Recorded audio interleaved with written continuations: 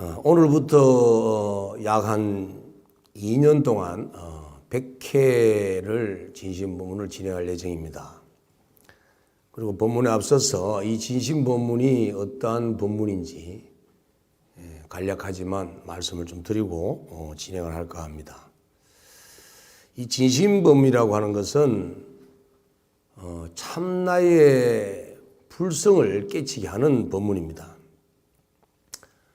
우리 마음은 본성과 또 마음이라고 하는 두 가지의, 몸은 하나지만 바탕과 이 작용이 두 가지인 어떤 그러한 아주 신통묘용한 그런 마음을 가지고 있는데, 그 마음의 본체와 마음의 작용이 상당히 어려워요. 그래서 거기에 대한 정확한 이해를 할 수 있는 시간을 갖기 위해서 진심본문이라고 얘기를 했고, 우리의 마음의 본성인 바탕은 움직임이 없고 항상 평등하고 항상 진여이고 일심이지만, 그러나 그 본성에서 작용되는 마음은 너무나 다양한 마음의 변화작용이 일어나기 때문에 어떤 것이 내 마음이고 어떤 것이 내 마음이 아닌지를 구별하기가 상당히 어렵기 때문에, 그래서 거기에 대한 부분을 집중적으로 법문하는 것을 이렇게 진심법문이라고 얘기를 할 수가 있습니다. 물론 이제 이 큰 스님들께서 상당법문을 하시는 것도 진심법문이 이제 원칙이 맞겠지만, 제가 하는 것은 상당법문에 해당되는 어떤 진심법문보다는 불자들의 이해를 도와주는 어떤 그러한 설법 위주로 100일 진심법문을 진행을 할 생각입니다. 그리고 진심법문을 하는 시기와 기간은 매주 토요일 11시에 봉행되고, 오늘을 시작으로 앞으로 한 2년 정도 이렇게 100회를 할 예정입니다. 그리고 진심법문의 핵심 주제는 한마디로 식심견성입니다. 마음을 바로 알아서 성품을 보는 것이다. 옛날 오종인 대사께서 식심, 마음을 알고 견성, 성품을 보는 것은 불지다, 부처님의 경지라고 했습니다. 우리 그 성가의 기치는 직지인심 견성 성불입니다. 그렇기 때문에 직지인심 견성 성불의 기치에도 합당할 수 있는 그 말이 식심 견성이라고 할 수 있는데, 어쨌든 이 진심법문을 통해서 마음을 바로 알게 하고, 그리고 본인들이 가지고 있는 본래의 성품을 만날 수 있고 개합할 수 있는 어떤 그러한 보조적 역할을 하는 법문자리이기 때문에, 그래서 핵심 키워드는 식심견성이라고 할 수 있겠습니다. 그리고 진심법문을 위한 이 중요 경전 텍스트들은 법화경을 중심으로 하고, 그리고 대성경전과 소성경전을 아우르겠습니다만, 특히 마명본사리의 논서라고 할 수 있는 대성기실론을 기반으로 하고, 그리고 또 도낭본 육조당경을 근본으로 하고 있습니다. 이 대성경전과 조사님들의 어록, 그 다음에 육조당경, 대성기실론, 이것을 아우르면서 또 첨언할 수 있는 것은 이제 산성이 10년간 산속에서 이 무문관 수행을 통해서 선정 속에 체험했던 그러한 선정의 경험들을 이렇게 같이 아울러서 진심법문을 보조해서 나갈 생각입니다. 이렇게 해서 이렇게 앞으로 100일 동안 진심법문이 펼쳐지겠습니다만, 아직까지는 미흡한 부분이나 부족한 점이 많이 나올 수도 있습니다. 그런 나올 점이 있겠지만, 그런 점들도 여러분의 크신 사랑으로 넓게 이해해 주시고, 또 많은 지지와 격려, 사랑이 필요하니까 여러분 적극적인 지지 부탁드립니다. 그리고 앞으로 이 BTN 방송을 많이 시청해 주시면 고맙겠습니다. 특히 이 대풍 번각 스님의 진심법문을 더욱더 시청해 주시기를 다시 한번 부탁드리겠습니다. 오늘 주제는 중생과 부처는 무엇이다는가? 중생과 부처는 무엇이다는가? 우리 이 중생이라는 말을 많이 써요. 아이고 이 중생아 참 많이 씁니다. 근데 이 중생이라는 말을 우리가 어릴 때부터 많이 들은 얘기가 되다 보니까 아주 편해졌어요. 머슴을 보고 머슴이라 부르니까 머슴이 더 이상 자기 운명은 머슴인 줄 알듯이 우리가 어릴 때부터 중생아 듣다 보니까 우리가 이미 중생인 줄 알다 보니까 중생의 모습을 벗어나지 않으려고 그래요. 그래서 정말 이 중생이라는 의미가 어떤 의미를 가지고 있고 그리고 이 중생이라는 것이 도대체 왜 중생이 되었는지 이런 부분을 정확하게 느껴야 될 것 같아요. 그렇지 않으면 이 중생의 모습에서 벗어나려고 하지 않을 거라는 거죠. 마치 머슴이 어릴 때부터 머슴이면 그냥 익숙해져서 머슴살이를 벗어나지 않으려고 이렇게 태만하듯이 우리가 중생이라는 것이 실제가 중생이라는 것이 무엇인지를 바로 알면 중생의 모습을 벗어나려고 하는 노력을 할 겁니다. 그래서 오늘 중생이 무엇인지에 대한 의미를 새기고 또 이 부처라고 하는 것은 우리 이미 부모님들 이전부터 할머니 세대 때부터 부처님 이런 얘기를 참 많이 듣고 컸습니다. 그래서 삶을 살아가다가 이렇게 어려운 일에 봉착을 하면 아이고 부처님, 관세음보살님 하고 이렇게 한숨 섞인 이런 얘기를 하면서 부처님께 매달리는 그런 걸 우리가 많이 봤습니다. 그래서 그 아이고 부처님 하는 그 말 속에는 부처님에 대한 어떤 그런 그리움도 있겠지만 무엇보다도 지금의 어려운 상황, 현실적으로 괴롭고 고통스러운 이 부분을 이 부처님께서 이렇게 해결해 주시리라고 하는 그런 기대감이 있는 그런 이 아이고 부처님 하는 의미가 있지 않나 이런 생각이 듭니다. 자, 그렇다라고 봤을 때 진짜 부처님께서는 우리의 고통을 이렇게 해결해 줄 수 있을까? 우리의 힘들고 어렵고 고난 이런 부분들을 부처님은 정말 이 전지전능하게 이걸 해결해 줄 수 있는 분인지 이 부처님에 대해서도 우리가 정확한 자각이 필요하다는 겁니다. 그렇지 않으면 우리가 부처님을 믿지만 부처님을 정확히 이해하지 못하고 믿으면 이것이 이제 믿음이 깨어질 수도 있고 또는 이제 이게 믿음이 미신으로 가서 소위 헛개비 불자, 나이롱 불자가 되기가 십상입니다. 그래서 내가 믿는 불교가 정말 불교인지 아니면 미신인지를 바로 잡기 위해서는 부처님이 무엇인지 정확하게 이해해야 됩니다. 그래서 오늘은 중생과 이 부처가 무엇이 다른지 이러한 주제를 가지고 설명을 해드릴까 합니다. 중생이라고 하는 의미는 본래 윤회하는 생명을 일러서 이렇게 중생이라고 했습니다.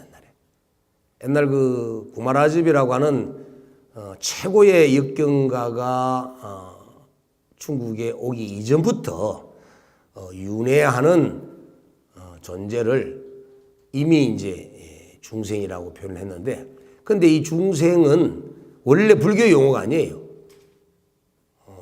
이건 이제 다른 유교적 학문에서 나오는 그러한 용어입니다. 그걸 불교가 중국으로 전래될 때 유교나 도교를 신앙하던 분들에 의해서 이제 경전이 한역화되고 이제 그런 과정에서 윤회하는 생명을 중생이라고 표기를 했는데, 이제 이 손오공에 나오는 주인공 있죠. 법장, 우리가 삼장법사 이렇게 하는 법장이라고 하는 그 스님은 아주 유명한 역경가죠. 구마라접의 법은가는 유명한 역경가인데, 이분께서는 이 윤회하는 중생을 일러서 이렇게 윤회하는 이 생명을 일러서 중생이라고 표현하는 데서는 말이 맞지 않다 하고 이제 의미를 부여하면서 당신께서는 유정이라고 표현합니다. 유정.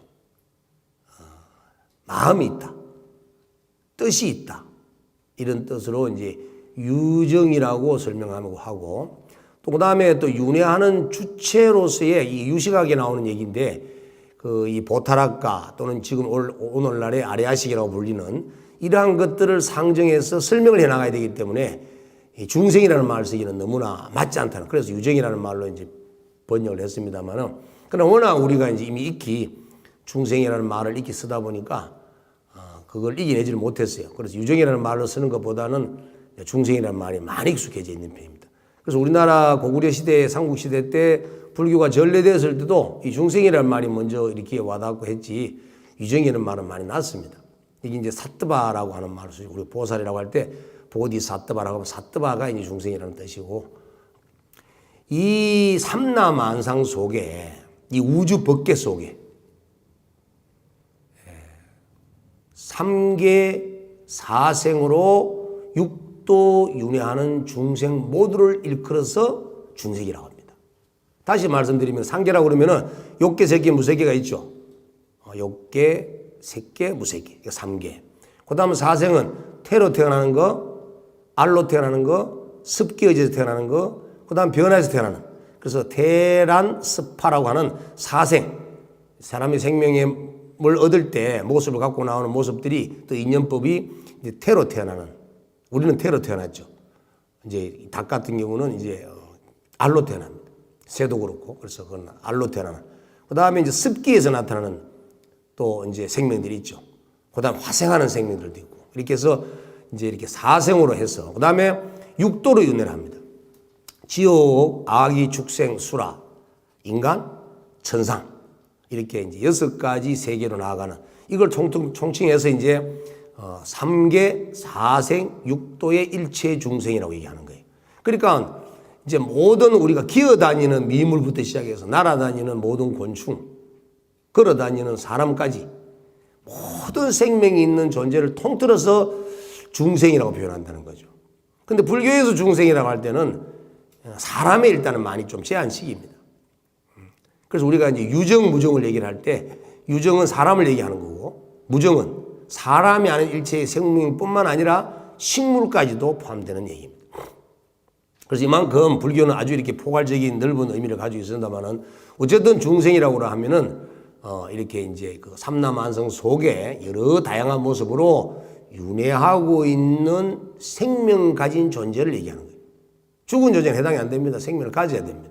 그리고 그 존재는 반드시 윤회를 한다는 거죠.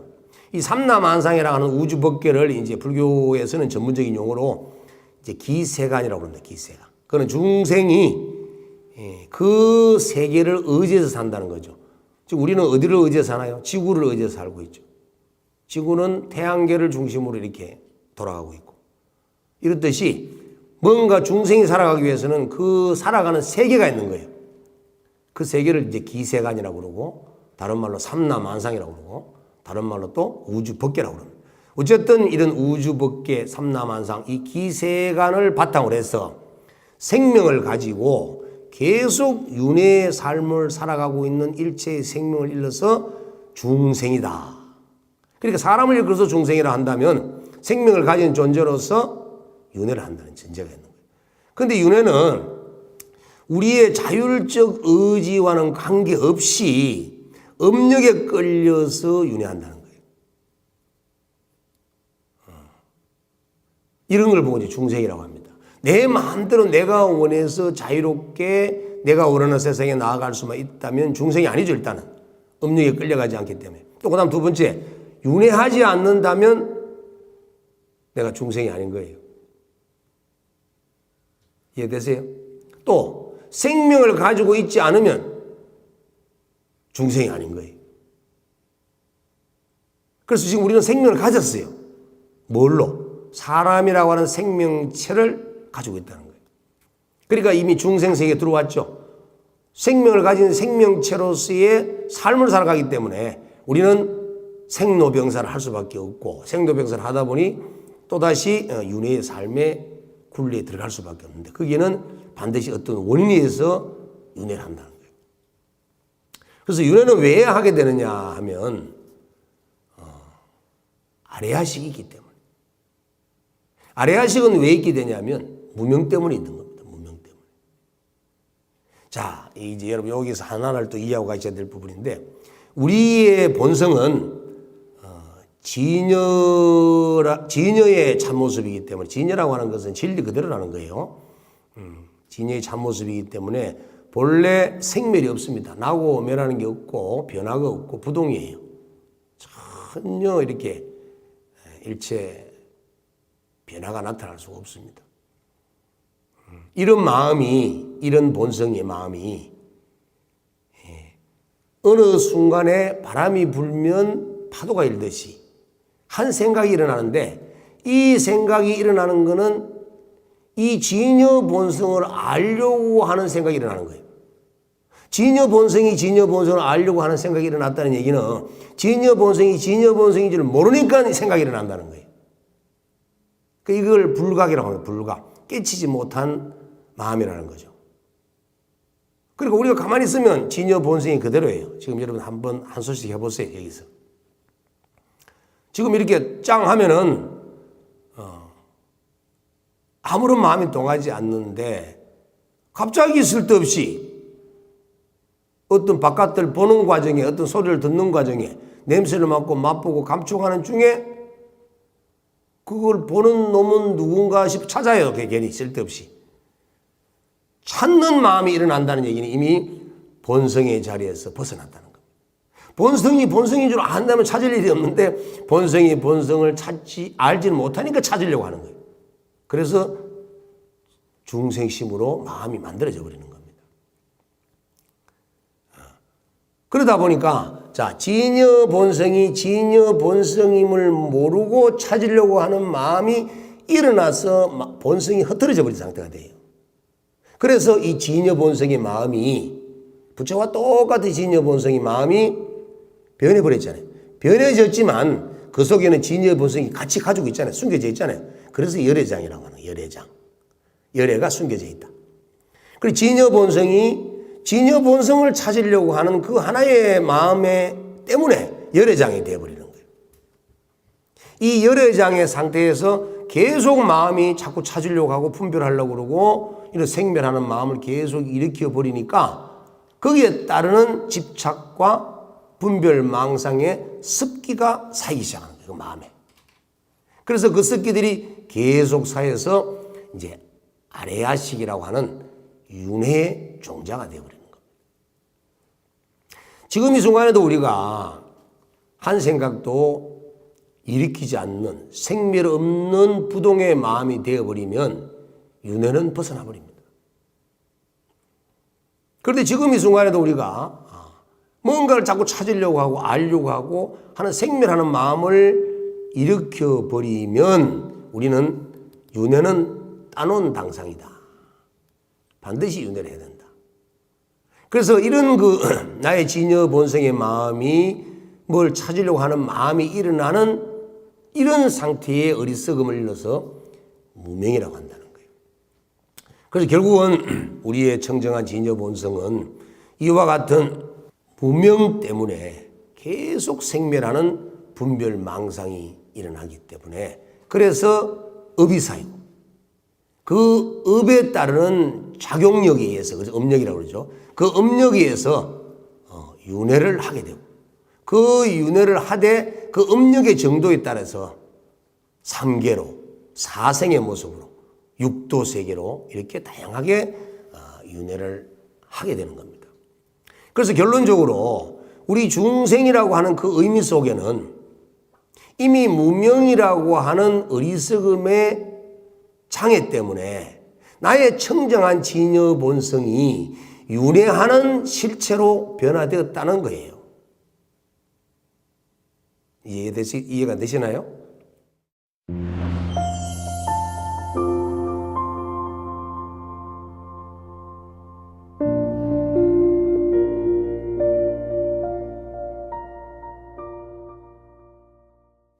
자, 그럼 이에 비해서 부처라고 하는 존재는 우리가 그렇게 의지했던 부처님이라고 하는 존재는 간단하게 얘기를 하면 3000년 전 인도 땅에 오셨던 석가모니 부처님, 그 부처님도 부처님이시고 또 우리 어머니, 할아버지, 할머니들이 어려운 일이 있을 때마다 찾으려고 했던 어려운 일이 있을 때마다 그 위기를 해결하기 위해 찾았던 그 부처님도 부처님인데 그런 부처님들은 도대체 어떤 부처님이냐는 거죠.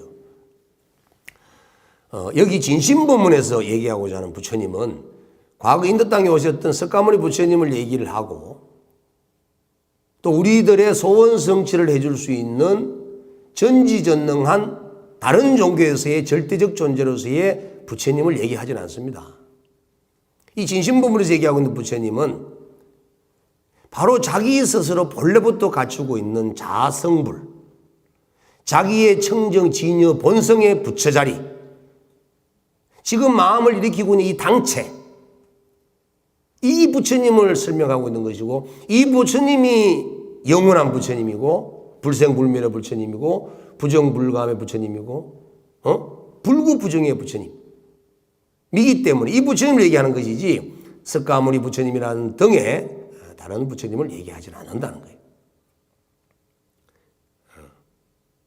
그래서 이 부처님은 바로 무명의 업식 바람이 불기 이전에 당체,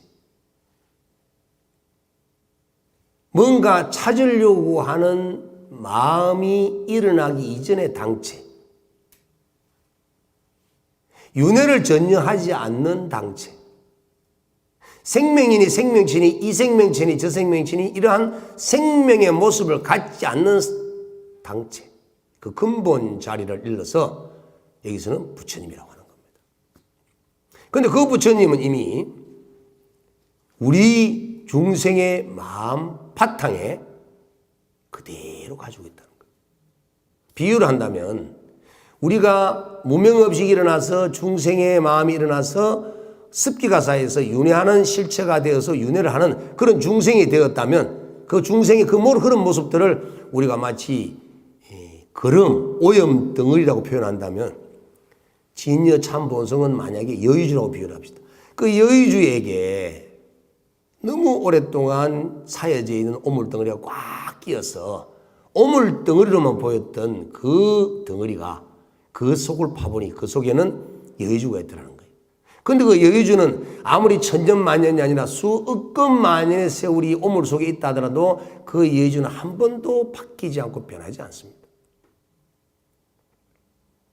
그 여의주를 둘러싸고 있는 오염 덩어리만, 그릇만 제거하면 항상 언제나 또 오염 덩어리를 가지고 있는 채라도 여의주는 항상 여의주라는 거예요. 그처럼 우리의 진여 본성이라고 하는 자성불은 우리가 아무리 욕을 하고 짜증을 내고 중생의 마음을 내고 있는 중이라도 전혀 때묻지 않는 상태에서 그대로 여의하게 빛이 나고 있다는 겁니다. 이처럼 이러한 부처님은 이와 같은 모습으로 이와 같은 작용 없는 작용 속에서 항상 떠나지 아니하고 나와 함께 온 누리에 가득해 있는데도 불구하고 우리는 그것을 보질 못하고 있기 때문에 보려고 하는 마음이 일어나서 중생이 되어버리는 거예요. 자, 그러면 중생과 부처의 차이를 대충 이해되시나요? 그러니까 중생과 부처는 결국은 한 몸이죠. 한 몸.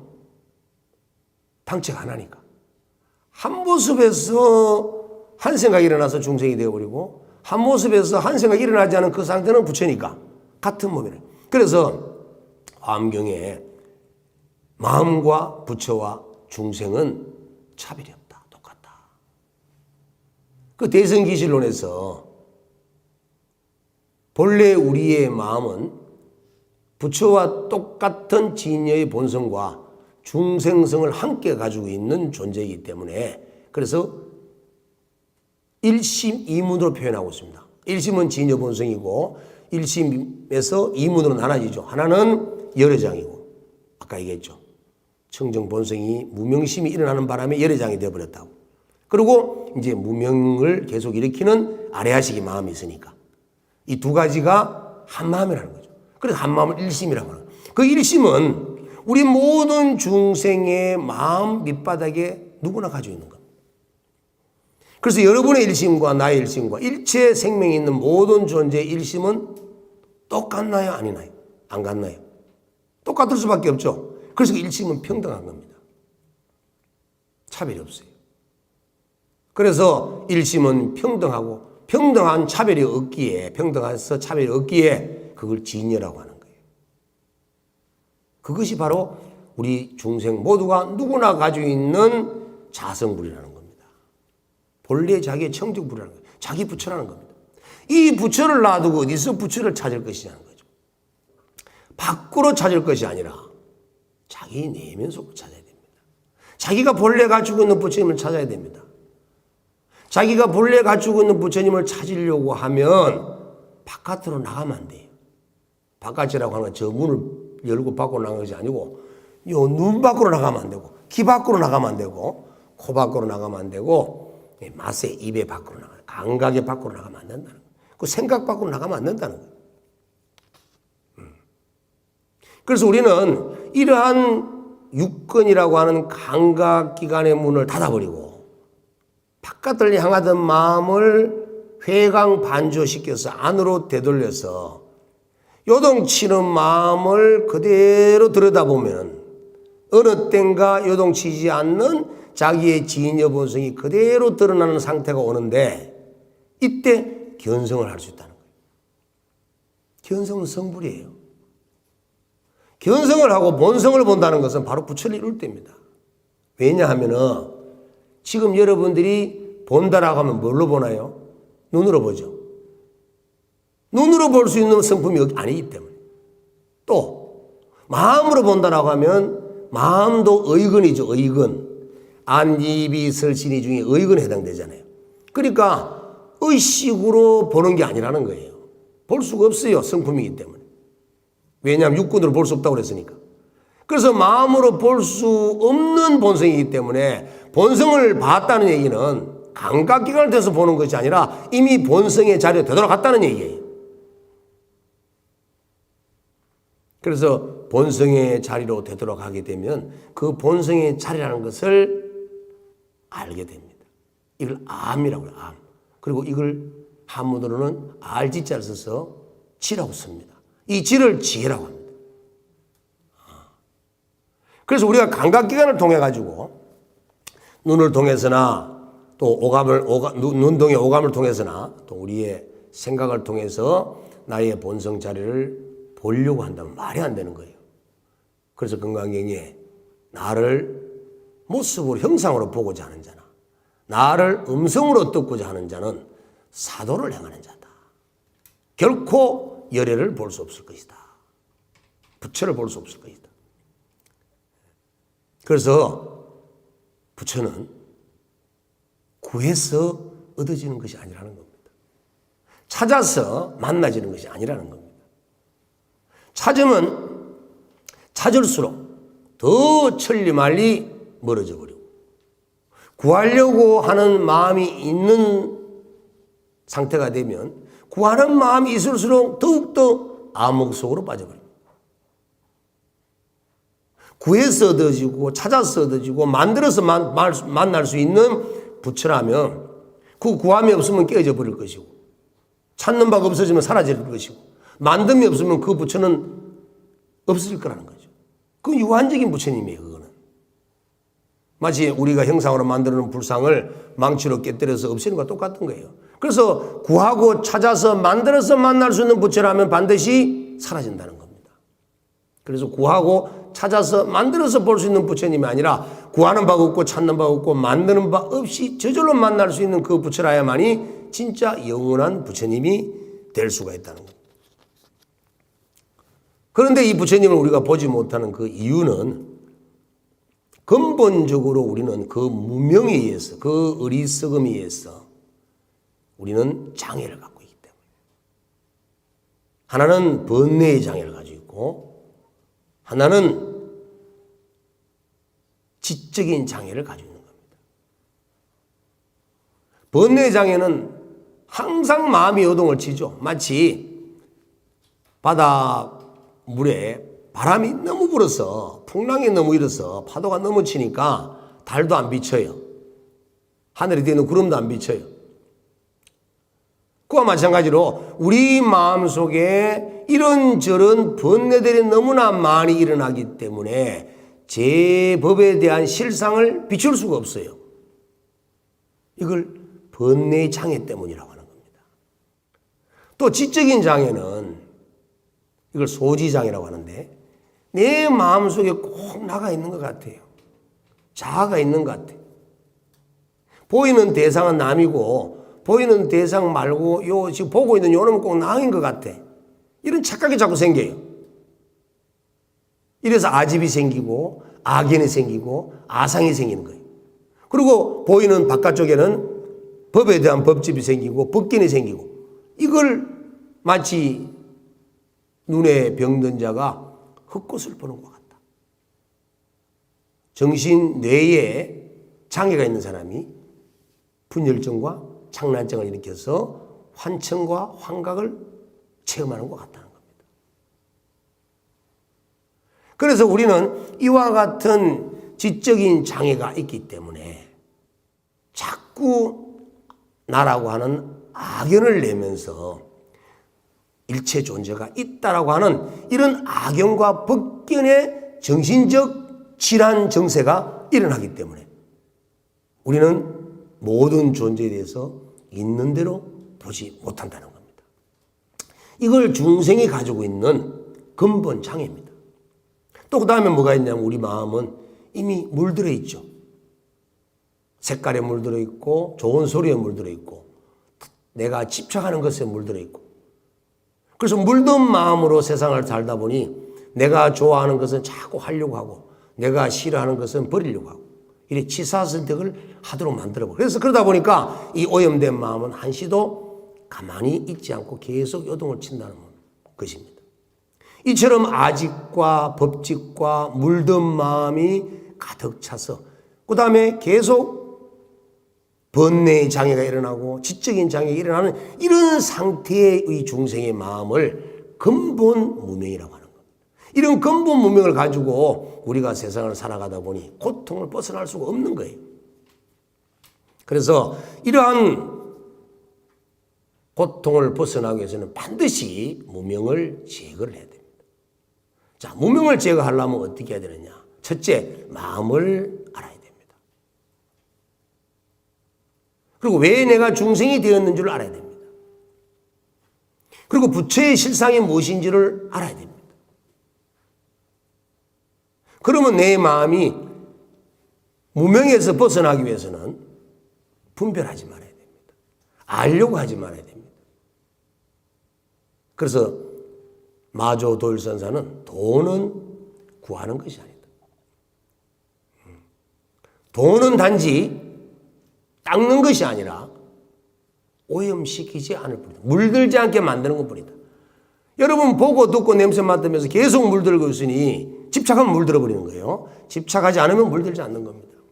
그래서 제자가 물었습니다. 어떻게 하면 물들지 않습니까? 이렇게 얘기하니까 마조 스님이 이렇게 얘기를 합니다. 일념이 없기만 하면 생사의 근본을 벗어난다. 한 생각을 일으키지 말라는 겁니다. 분별하려고 하는 마음을 내지 말라는 겁니다. 그래서 우리는 과거의 끝없는 구원급 이전부터 우리는 이러한 윤회의 삶 속에서 중생의 삶으로 무명심을 계속 키워왔고 그 무명심으로 인한 생명체의 활동에 의해서 훈습이 된 마음이 또 마음을 오염시키고 이래서 지금 우리는 여기까지 왔습니다. 이제 여기서 우리 마음 바탕 깊숙이 감춰져 있는 나의 본성의 참 부처님, 참나를 회복시키는 길은 분별하지 않고 집착하지 않고 마음을 요동치지 않게 한 생각을 멈추는 겁니다.